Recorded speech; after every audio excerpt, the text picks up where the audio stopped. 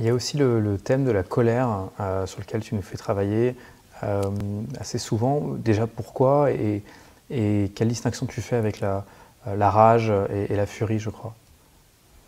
Alors effectivement, en termes de qualité énergétique, j'ai été amenée à mettre le doigt sur la distinction entre la colère, la rage et le fait d'être furieux. La furie, c'est la colère de l'ego. On est furieux quand notre ego n'est pas content, et notamment lorsqu'il est en frustration. Ça, c'est une tonalité de la colère. Qu'est-ce que la colère? La colère, si on sort du jugement, la colère est une énergie de vie. Et qu'est-ce qui fait la colère? C'est lorsque notre énergie créatrice, notre énergie de vie créatrice est empêchée. Lorsque notre énergie de vie créatrice est empêchée, ce qui est une frustration de l'être, on pourrait dire, à ce moment-là, ceci génère une colère.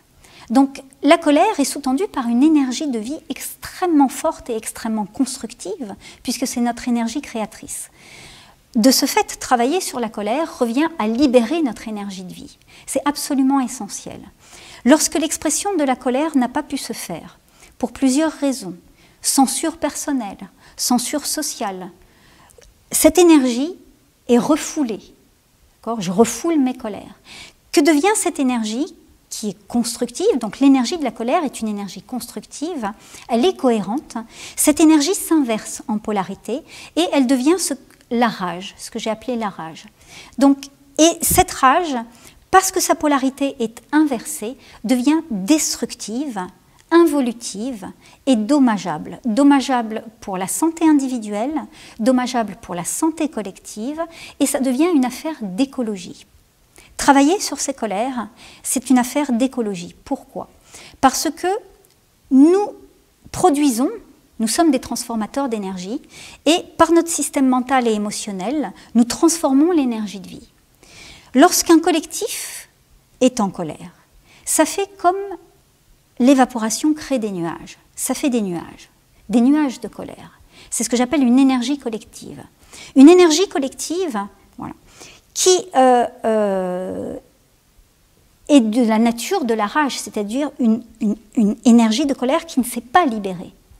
Cette rage, elle grandit, elle fait un nuage, et à un moment donné, il se passe un phénomène météorologique, énergétique, qu'il va falloir, pour la santé individuelle et collective, que cette rage s'évacue.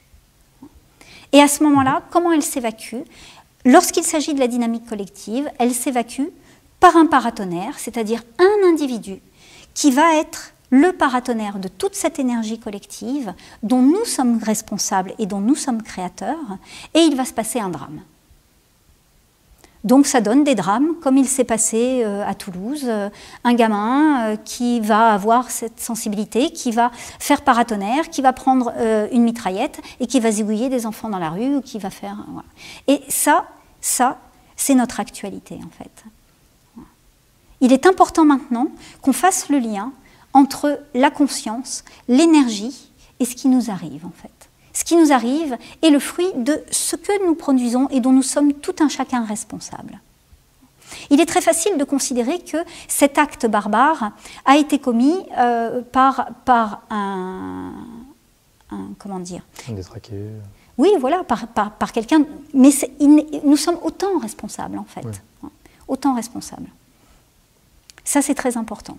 Donc, travailler sur la colère, la rage et débloquer cette énergie fait partie du processus lorsque j'accompagne individuellement les gens ou en travail de groupe. C'est absolument nécessaire. Et lorsque la colère est dégagée, lorsque les rages sont épurées, à ce moment-là, l'émergence peut se faire en force cohérente de vie. Et il n'y a que comme ça qu'on peut retrouver son énergie sexuelle créatrice.